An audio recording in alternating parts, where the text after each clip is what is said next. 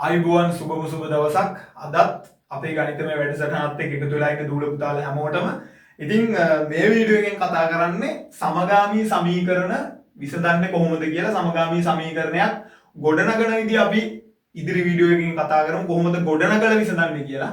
මේ වීඩියෝ එකෙන් කතා කරන්නේ මූලිකවම අපිට දීලා තියෙන සමගාමී සමීකරණයක් කොහොමද විසඳන්නේ කියලා. ඉතින් මෙතනදී ඕගොල්ලොන්ගේ O level exam එකට අදාළ ලකුණු ටික ඕගොල්ලොන්ට බොහොම ලේසියෙන් ගන්න පුළුවන්කම තියෙනවා. මේ වීඩියෝ එකේ ගණන් හදන විදිහ අහගෙන ඉඳලා හොඳට ප්‍රැක්ටිස් කරොත් පාස් පේපර්ස් ගන්න. පාස් පේපර්ස් වල තියෙන අවුරුදු කීපයක් පිටිපස්සට සමගාමී සමීකරණ ගාන තෝරගෙන ඒ ගණන් ටික හදලා පුහුණු වෙන්න. ඕගොල්ලොන්ගේ පුහුණුව තමයි වැදගත් වෙන්නේ. අනිවාර්යයෙන්ම මේ දේ කරන්න. මුලින්ම අපි කතා කරමු ඇයි අපි සමගාමී සමීකරණ පාවිච්චි කරන්න කියලා. ඕගොල්ලෝ දන්නවා මෙන්න මේ වගේ සමීකරණ 3x ධන 5 සමානයි 4යි. මේ වගේ සමීකරණ විසඳන්න ඕගොල්ලෝ දන්නවා. දන්නේ නැත්නම් අපි දැන් ඉගෙන ගමු. 3x ධන 5 සමානයි 4යි. මම නොදන්න පදේ 3x නේ. 3x වල x තමයි මම දන්නේ නැත්තේ. එතකොට මම x වල අගය තමයි හොයන්න ඕන. ඒකට මම x තනි කර ගන්න ඕනේ එක පැත්තකට. right. 3x ධන 5 සමානයි 4යි. මේ 5 මට පුළුවන් අයින් කරලා දාන්න. කොහොමද? මේ පැත්තටත් ඍණ 5ක් දැම්ම, මෙහෙටත් ඍණ 5ක් දැම්මා. ධන 5යි ඍණ 5යි අයින් වුණා. එතකොට කොහොමද එන්නේ? 3x සමානයි 4 ඍණ 5යි. 4 ඍණ 5යි. පැහැදිලිනේ? එතකොට 3x සමානයි 4 ඍණ 5. 4 ඍණ 5. ධන 4යි ඍණ 5යි. කීයද? ඍණ 1යි. පැහැදිලිනේ? 3x සමානයි ඍණ 1යි. එහෙනම් x සමානයි කොහොමද? මේ 3 අයින් කරන්න ඕන. ಗುಣ කිරීමකින් තියෙන 3ක් අයින් කරන්න නම් අපි ඒක බෙදන්න ඕනේ. හරිනේ? මේ පැත්තත් මම 3ෙන් බෙදුවා, මේ පැත්තත් 3ෙන් බෙදුවා. 3ට 3 කැපුණා. x ඉතුරු වුණා. x සමානයි ඍණ 3ෙන් 1යි. හරිනේ? x සමානයි ඍණ 3ෙන් 1යි. ඔන්න ඔය විදිහට අපිට පුළුවන් මේ වගේ සමීකරණයක් බොහොම ලේසියෙන් සුළු කරලා x වලට අදාළ උත්තරේ ගන්න. දැන් ඔය විදිහට ඇයි අපිට මේ සමීකරණය සුළු කරලා හොයන්නත් මේ සමීකරණය සුළු කරලා උත්තරේ හොයන්නත් බැරි? ඒකට හේතුවක් තියෙනවා. දැන් මේ ගානේ ඕගොල්ලෝ දැක්කා මේ ගානේ තියෙන නොදන්න පද එකයි. x විතරයි තියෙන්නේ ඕගොල්ලෝ නොදන්න පදයකට. හැබැයි මේකේ බලන්න x ලාගේ ඕගොල්ලෝ දන්නෙත් නැහැ. y ලාගේ ඕගොල්ලෝ දන්නෙත් නැහැ. එහෙනම් නොදන්න පද දෙකක් තියෙද්දී ඕගොල්ලොන්ට ඒ පද දෙක හොයන්න සමීකරණ දෙකක් අවශ්‍ය වෙනවා. මෙතන තිබ්බේ නොදන්න පද එකයි. එහෙනම් මට අවශ්‍ය උනේ එක සමීකරණයයි. මෙතන තියෙනවා නොදන්න පද දෙකක්. x තියෙනවා x ලාගේ දන්නෙත් නෑ අපි. y තියෙනවා y ලාගේ දන්නෙත් නෑ. නොදන්න පද දෙකක් තියෙනවා නම් සමීකරණ දෙකක් ඕනේ. බැරි වෙලාවත් නොදන්න පද තුනක් තිබ්බනම් සමීකරණ තුනක් ඕනේ. නොදන්න පද හතරක් තිබ්බනම් අපිට සමීකරණ හතරක් ඕන. පැහැදිලිනේ වැඩේ? right. එහෙනම් අපි බලමු මෙන්න මේ නොදන්න පද දෙකේ අගය හොයාගන්න කියලා. right. හරි. දැන් බලන්න මේ ගානේදී මම කරන්නේ හැම වෙලේම එක්කෙනෙක්ව තනි කරගන්නවා මේ සමීකරණ දෙකම සුළු කරලා. මට ඕනේ මුලින්ම කාගේ හරි අගය හොයාගන්න. එක්ක x ගේ අගය හොයාගන්න, එක්ක y ගේ අගය හොයාගන්න. අපි දන්නවා මෙන්න මේ වගේ. දැන් මම අර කලින් ගානේ කරා ධන 5යි ඍණ 5යි මේ දෙන්න කැපිලා ගියාම බිඳුවයි. නේ? ධන 5යි ඍණ 5යි අයින් කරන්න පුළුවන් අපිට. ඍණ 8යි ධන 8යි. මේ ඍණ 8යි ධන 8යි මොකද්ද වෙන්නේ? බිඳුවයි. පැහැදිලිනේ? ඍණ x ධන x මොකද? ඍණ x ධන x බිඳුවයි. ඍණ 5යි x ධන 5යි x මොකද්ද වෙන්නේ? ඍණ 5යි x ධන 5යි x සුළු නම් මොකක්ද වෙන්නේ? බිඳුව තමයි එන්නේ නේ? ඍණ 5යි x ධන 5යි x සුළු නම් බිඳුවයි. මේ සම්පූර්ණ කෙනා එක යුනිට් එකක් විදියට හිතන්න. මෙයා එක යුනිට් එකක්. මේ බලන්න. මෙයා 5x කියලා ගහපු බෝලයක්. මෙයත් 5x කියලා ගහපු බෝලයක්. දෙන්නම එකයි නේද? දෙන්නම සමානයි නේද? එහෙනම් ඍණයි ධනයි මොකද්ද වෙන්නේ? සුළු වෙලා බිඳුවක් වුණා. හරිනේ? right. එහෙනම් ගහක් තියෙනවා. ඍණ ගහයි ධන ගහයි. හරිනේ? මේක මේ විදිහට ගණිත කරුණුවලදී භාවිතා කරන්න බෑ. ඕගොල්ලෝ මේ විදිහට හිතන්න. ඕගොල්ලෝ සරලව හිතන්න. ඒකට තමයි මම මේ කියන්නේ. හැබැයි ඍණ ගස් ධන ගස් කියලා જાතියක් නැහැ. හරිනේ? ඕගොල්ලොන්ට වැඩේ ලේසි වෙන්න තමයි මම මේ කියන්නේ. right. ඍණ ගහයි ධන ගහයි එහෙනම් මොකද්ද? බිඳුවයි. හරිනේ? එම හිතමු. right. හරි. දැන් බලන්න මේ ගාන ඔන්න ඔය තියරිය පාවිච්චි කරලා අපි හිතමු මේ ගාන. දැන් මේ ගාන හදන්න මේව ලියලා ඉන්න ඕනේ නැහැ හරිනේ. ඒක ඕගොල්ලන්ට මම පැහැදිලි කරන්න තමයි දුන්නේ. හරිනේ. දැන් සමහර කට්ටිය මේව ලියලා ඉඳී මේ එක්සෑම් එකේ ඉන්න. එහෙම කරන්නේ නැහැ. රයිට්. හරි. මේක බලන්න. මෙතන ඔන්න මේ සමීකරණ දිහා බැලුවොත් මෙතන තියෙනවා ධනවයි. මෙතන ඍණවයි තියෙනවා. අන්න වැඩේ කොට. මේ ධනවයි තියෙනවා ඍණවයි තියෙනවා. එහෙනම් මෙන්න මෙහෙම ආවොත් ඔය දෙන්න අයින් වෙනෝනේ නේ. මේ බලන්න. ධනවයි ඍණවයි බිඳුවයි. ඔන්න y අයින් වුණා. දැන් x විතරයි තියෙන්නේ. එහෙනම් වැඩේ කොට. අර x විතරක් තියෙද්දි සුළු කරගන්න අපි දන්න ඕනේ. එහෙනම් මෙහෙම කරමු. මෙන්න කරන විදිය. රයිට්. මම මේ සමීකරණ 1 කියලා ගත්තා. මෙයා 2 කියලා ගත්තා. හරි. දැන් බලන්න. 3x ධනවයි සමානයි 12යි 2x ඍණවයි සමානයි 3යි. මම මේ දෙන්නව එකතු කරොත් වැඩේ හරිනේ. රයිට්. එහෙනම් මොකද කරන්නේ? මේ දෙන්න අපි එකතු කරනවා. එහෙනම් මම ලියනවා 1 ධන 2 කියලා. එක එකතු කිරීම 2. කොහොමද? මේ පැති දෙක වෙනම එකතු කරා මේ පැති දෙක වෙනම එකතු කරා. අපි සමගාමී සමීකරණයක සාමාන්‍යයෙන් මේ පැති දෙක වෙනම එකතු කරනවා මේ විදිහට එකතු කරද්දී මේ පැති දෙක කියන සමාන ලකුණෙන් අනිත් පැති දෙක වෙනම එකතු කරනවා. එහෙනම් මේ පැති දෙක එකතු කරමු. 3x ධනවයි ධන 2x ඍණවයි සමානයි 12 එකතු කිරීම 3යි. රයිට්. දැන් බලන්න මේ ධනවයි ඍණවයි අන්න ඇවිල්ලා. ධනවයි ඍණවයි ඇවිල්ලා. දැන් අයින් කරන්න පුළුවන්. දැන් ධනවයි ඍණවයි මෙහෙමම තියෙන්න ඕනේ නැහැ. ඔහොම එක ළඟ තියෙන්න ඕනේ නැහැ. මේ විදිහටත් අපිට අයින් කරන්න පුළුවන් නේ. මෙතන ධනවයි මෙතන ඍණවයි. එහෙනම් මේ දෙන්නම අයින් කරා. ඔන්න 3x ධන 2x 5x සමානයි 12යි 3යි කියලා 12 13 14 15යි. ඔන්න 5x සමානයි 15යි. එහෙනම් x සමානයි කීයද? මේ පැත්තත් 5න් බෙදුවා මේ පැත්තත් 5න් බෙදුවා. මේ පැත්ත 5න් බෙදුවාම 5ට 5යින් වෙලා x ඉතුරු වෙනවා. මෙහෙත් 5න් බෙදුවාම කීයද? 3යි. x සමානයි 3යි කියලා. ඔක තමයි උත්තරය. x සමානයි 3යි. මෙයත් 5න් බෙදුවා මේ පැත්තත් 5න් බෙදුවා. 5ට 1යි 15ට 5ව 3යි. ඒ විදිහට තමයි x සමානයි 3 ගත්තේ. රයිට්. දැන් ඕගොල්ලන්ට පුළුවන් මෙන්න මේ පළවෙනි සමීකරණයට හෝ දෙවෙනි සමීකරණයට ඕගොල්ලෝ කැමති එකකට මෙන්න මේ x ලාගේ ආදේශ කරලා y හොයා ගන්න. y උක්ත කරගන්න. එතකොට මේ ගාන ඉවරයි. රයිට්. මම ගන්නම් 2. කැමති නම් ඔයාලා එකට ආදේශ කරගන්න. 2ෙන් දෙකෙන් මම ආදේශ කරනවා 2ට. අනේ දෙවෙනි සමීකරණයට. 2x ඍණවයි සමානයි 3යි. දෙකෙන් නෙවෙයි 2ට x සමානයි 3 ආදේශයෙන් කියලියන්. රයිට්. දෙවෙනි සමීකරණයට x සමානයි 3 ආදේශයෙන් 2x ඍණවයි සමානයි 3යි. දෙවාරයක් x ට මම 3 ආදේශ කරා ඍණවයි සමානයි 3යි. දෙවරක් 3 6 ඍණවයි සමානයි 3යි. කොහොමද ගන්නෙ? අන්න බලන්න. දැන් මේ 6 මං එහා පැත්තට යවනවා. මෙතන තියෙන ධන 6ක්. එහෙනම් මම ඍණ 6ක් දානවා. මේ මෙතන ධන 6ක් තියෙන්නේ. මම දාන්න ඕනේ ඍණ 6ක්. එතකොට මේ 6 අයින් වෙනවා. ඍණවයි සමානයි 3 ඍණ 6යි. තේරුණානේ මං එක මනෝමයෙන් ගත්තා. එතකොට ඍණවයි සමානයි ධන 3යි ඍණ 6යි. කීයද? ඍණ 3යි. ඍණට ඍණ මොකද්ද වෙන්නේ? මෙන්න මේ ඍණ ලකුණ අපිට සුළු කරලා දාන්න පුළුවන්. ඍණ ලකුණ අයින් කරන්න පුළුවන්. එතකොට y සමානයි 3යි කියලා එනවා අපිට උත්තරේ. මම ආයෙ පැහැදිලි කරන්නම්. ඕගොල්ලන්ට කැමති නම් පළවෙනි සමීකරණයට ආදේශ කරලා ගන්නත් පුළුවන්. එතකොට මේ ඍණ කතා අනම්මනම් පැටලෙන්නේ නැහැ. හරිනේ? රයිට්. දැන් මේකත් ඉගෙන ගමු අපි. කැමති නම් පළවෙනි සමීකරණයට ආදේශ කරලා ගන්න. මේක පැටලෙන්න හේතුවක් නැහැ. අපි ආයෙ සාකච්ඡා කරමු. මේ බලන්න. 2x ඍණ y සමානයි 3යි. x සමානයි 3 ආදේශ කරා. දෙවරක් 3 ඍණ y සමානයි 3යි. දෙවරක් 3 6යි. මෙතන ඍණ y සමානයි 3යි. මෙතන තියෙන ධන 6 ඍණ yනේ. ධන 6 ඍණ y සමානයි 3යි. මේ ධන 6 අයින් කරගන්න නම් මම මේ පැත්තට මොකද කරන්න ඕනේ? ඍණ 6ක් දාන්න ඕනේ. එහෙනම් මේ පැත්තටත් ඍණ 6ක් දාන්න ඕනේ. හරිනේ?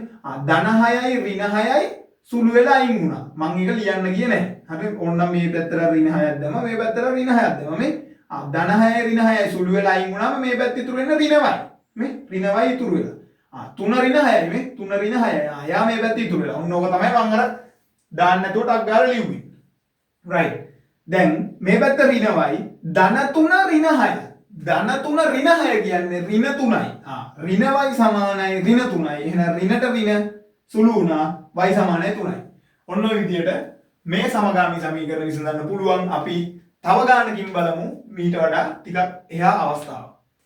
right මේක තමයි ඊළඟ ගාන. 4x ධන y සමානයි 8යි 2x ධන y සමානයි 4යි. මෙන්න මේ ගාන බලන්න. මේ ගානේදී අපිට පුළුවන් මෙන්න මේ y අයින් කරගන්න පුළුවන් නේ. මෙතනත් y මෙතනත් y. හැබැයි මෙතන ධන y මෙතනත් ධන y. දැන් අපි මේක අයින් කරගන්න නම් ධන y ඍණ y කියලා තියෙන්න බෑනේ. මෙන්න මේ වගේ අවස්ථාවක් තියෙන්න බෑ. සුළු කරලා මේ දෙන්නව අයින් කරගන්න. හැබැයි මෙතන එහෙම බෑ.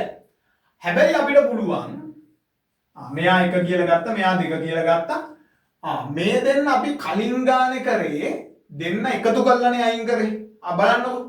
මේ දෙන්න අඩු කරොත් වැඩේ ගොඩනේ. අඩු කරොත් වැඩේ ගොඩ.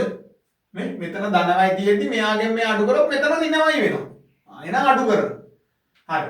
ඔන්න 1 අඩු කිරීම 2. right. පළවෙනි ගාන පළවෙනි සමීකරණය මම ගත්තා 4x ධන y. ඔන්න බලා ගන්න අඩු කිරීමට පස්සේ වරහණක් දාන්නම ඕනේ. වරහණක් දාන්න ඕනේ නැත්නම් මේ සුළු කිරීම ඕගොල්ලන්ට පැටලෙනවා. අඩු කිරීමට පස්සේ වරහණක් දැම්මා මෙන්න මේ සම්පූර්ණ කොටස තමයි අපි අඩු කරන්නේ. ඒකයි මේ වරහණ දාන්නේ නේ. මෙන්න මේ මුළු සම්පූර්ණම කොටස තමයි අපි මේ පළවෙනි සමීකරණයෙන් අඩු කරන්නේ. එහෙනම් මෙන්න මේ සම්පූර්ණ කොටස අඩු කරන බව කියන්න වරහණක් දැම්මා 2x ධන y ලිව්වා. හරිනේ? සමානයි 8 ඍණ 4යි. right. 4x ධන y ඍණ මේ පැත්තේ තියෙන ධන 2x. ධනයි ඍණයි මොකක්ද වෙන්නේ? ඍණයි ධනයි ඍණ වුණා. මේ පැත්තේ තියෙන ධන මෙහි තියෙන ඍණ මේ වරහණෙන් කියන්නේ ගුණ කිරීම. එහෙනම් ඍණ 2x ඍණ 2x මෙතන මොකද්ද වෙන්නේ? ධනයි ඍණයි ඒත් ඍණ y සමානයි 8න් 4ක් ගියාම 4යි. හරිනේ වැඩේ? 4x ධන y ධනයි ඍණයි ඍණ 2x ඍණයි ධනයි ඍණ y සමානයි 4යි. right. දැන් අන්න වැඩේ ගොඩනේ. ධන y ඍණ y හැදිලා. ධන y ඍණ y හැදිලා. එහෙනම් මේ දෙන්න මෙයාට මෙයා අයින් කරා. ඒ දෙන්න අයින් කරා. 4x ඍණ 2x කියන කවුද? 4x ඍණ 2x 4x ඍණ 2x කියන්නේ කවුද? 4x කියන 2x අඩු කරාම ඉතුරු වෙන්නේ 2x. 4x ඍණ 2x 2x නේ. 4x ඍණ 2x 2x සමානයි 4යි. 4x ඍණ 2x කොහොමද 2x උනේ? උන්ට කාට හරි නොතේරෙන කෙනෙක් ඉන්නවනම් මේ බලන්න. 4x ඍණ 2x. හරිනේ? මේ දෙන්නගෙන් කවුද පොදු? x පොදුයි. x එළියට ගත්තා. 4 ඍණ 2. 4න් 2ක් කීයද? 2යි. x මෙතන x 2යි කියන්නේ 2x. හරි x ගුණ කිරීම 2 කියන්නේ 2x. හරිනේ? මේ විදිහට හදන්න ඕනේ නැහැ. මේක ඇතුලේ වෙන වැඩේ තමයි මම මේ කිව්වේ. හරිනේ? මේ විදිහට හදන්න එපා. right. ඒක නොතේරෙන කෙනෙක් ඉන්නවා නම් තමයි කිව්වේ මේ 4x ඍණ 2x කියලා 2x. ටික ගාලා දැම්මා. right. ඔන්න x උක්ත කරා. x දෙකෙන් ගුණ වෙලා තියෙන්නේ. එහෙනම් 2 අයින් කරගන්න 2කින් බෙදනවා මන් දෙපැත්තම. 2කට 2 අයින් වුණා. x කියන්නේ කීයද? 2ට 1යි 4ට 2යි. x කියන්නේ 2යි. right. ඔන්න x ලාගේ ගත්තා. දැන් ඔයාලට කැමති සමීකරණයකට x ලාගේ ආදේශ කරලා y හොයාගන්න පුළුවන්. මම ගන්නම් දෙවෙනි සමීකරණය. දෙවෙනි සමීකරණයෙන් මම ගන්නවා දෙකට ආදේශයෙන් මම දෙකෙන් කියලා දැම්මා 2x ධන y සමානයි 4යි. x සමානයි 2 ආදේශයෙන් මම ගන්නවා කොහොමද? මේක ඔයගොල්ලන්ට පැහැදිලි විදියට ලියන්න. දැන් ගාන බලන කෙනාට පැහැදිලි වෙන්න ලියන්න. දැන් දෙවෙනි සමීකරණය ගත්තා. x සමානයි 2 ආදේශය. නැත්නම් කැමති කෙනෙකුට ලියන්න පුළුවන් මෙතන. මෙතනම මේකත් ලියන්න පුළුවන්. දෙකට x සමානයි 2 ආදේශයෙන් කියලා මෙතනම ලියලා හදන්නත් පුළුවන්. ඒක බලන කෙනාට පැහැදිලි වෙන විදියට ලියන්න. සුදුසු විදියකට ඔයගොල්ලෝ ලියන්න. right. 2x ධන y සමානයි 4. x සමානයි 2 ආදේශයෙන් දෙවාරයක් 2 ධන y සමානයි 4යි.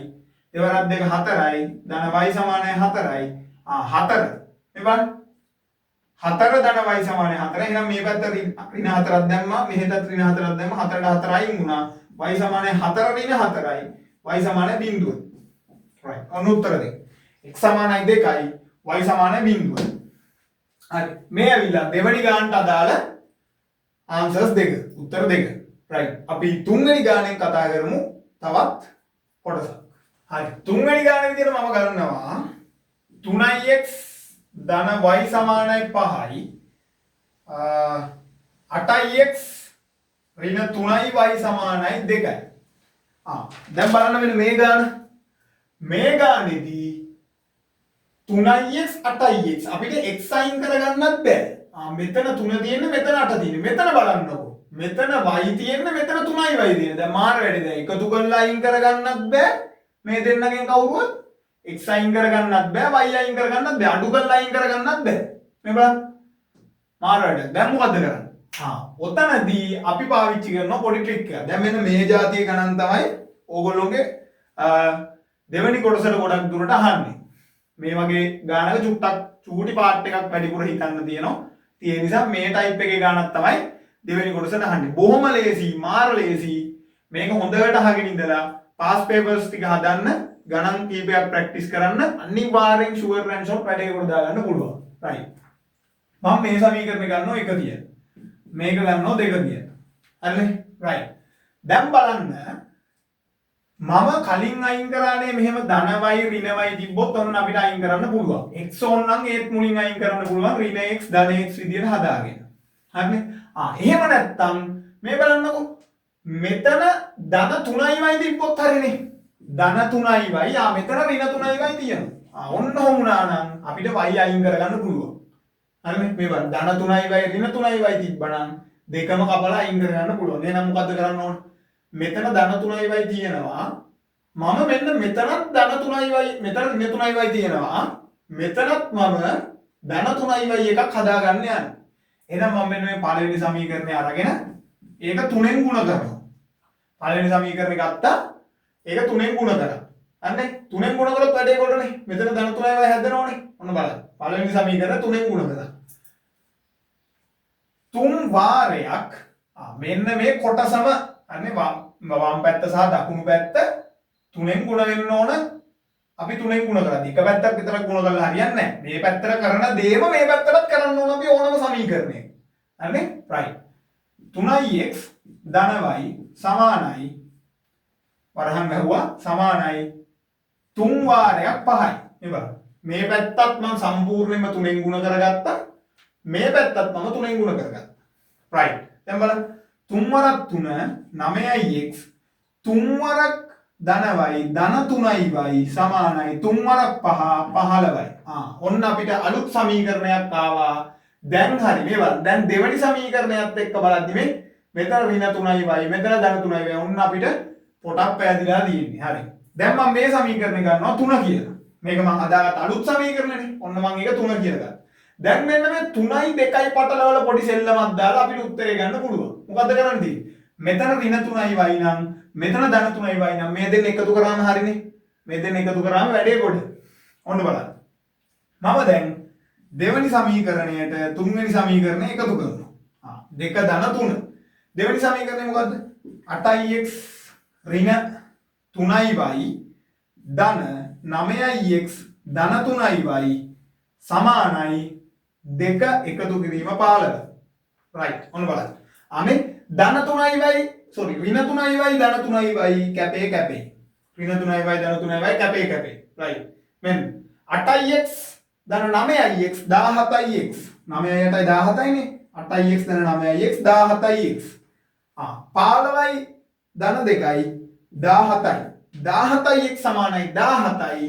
ඊළඟ සමම මෙතෙන්ට ගත්තා. 17x සමානයි 17. එහෙනම් x උක්ත කරගන්න මම දෙපැත්තම 17ෙන් බෙදනවා. එතකොට මට එනවා x සමානයි 1ක්. x සමානයි 1යි. ඔන්න මම x ලාගේ හොයාගත්තා. දැන් මේ සමීකරණ තුනෙන් 1 2 3 මේ සමීකරණ තුනෙන් කැමති සමීකරණයකට x සමාන 1 ආදේශ කරලා මට පුළුවන් y ලාගේ හොයාගන්න. මම පළවෙනි සමීකරණය ගන්නවා. එකෙන් පළවෙනි සමීකරණය මොකද්ද? 3x ධන y සමානයි 5යි. මේකට මම ආදේශ කරනවා x සමානයි 1 ආදේශයෙන්. x සමානයි 1 ආදේශයෙන් 3 වාරයක් 1 ධන y සමානයි 5යි. 3 වරක් 1 කීයද? 3යි. 3 ධන y සමානයි 5යි. y සමානයි 5 අඩු කිරීම 3යි. මේ බලන්න. මෙයාව අපිට මේ පැත්තට ඍණ 3ක් දාලා මේ පැත්තට ඍණ 3ක් දාලා අයින් කරන්න පුළුවන් වගේ. ඔන්න අපිට තව සිම්පල් විදිහට හිතන්න පුළුවන්. මේ 3 මේ පැත්තට අරන් යද්දි ඍණ වෙනවා. දැන් මෙහෙ ඍණ 3ක් තිබ්බනම් ඒ 3 මෙහෙට අරන් යද්දි ධන වෙනවා. මේ 3 මම මෙහෙට අරන් ගියා ඍණ කරලා. 5න් 3ක් අඩු වුණාම කීයද? y සමානයි 2යි. right. ඔන්න ඔය විදිහට ඕගොල්ලන්ට සමගාමී සමීකරණ බොහොම පහසුවෙන් විසඳන්න පුළුවන්. නොතේරෙන තැනක් තියෙනවා නම් වීඩියෝ එක නැවත නැවත බලන්න. බලලා මේ තියරි කරුණු ටික අවබෝධ කරගන්න. අවබෝධ කරගෙන නිකන් ඉඳලා මදි. පාස් පේපර්ස් ටික හදන්න ඕන. පාස් පේපර්ස් වල තියෙන ගණන් වැරදුනාට කමක් නැහැ try කරන්න. වැරදි try කරන්න කොට දා ගන්න පුළුවන් අනිවාර්යෙන්. ඕගොල්ලෝගේ උත්සාහය තියෙනවා නම් මේ කරුණු හොඳට තේරුම් ගන්න පුළුවන්. වැරදෙන්න තමයි ගණන් පුළුවන් වෙන්නේ. ඒක නිසා වැරදි හදන්න. right. සුබ වදන හැමෝටම වැඩේ කොට දාගන්න.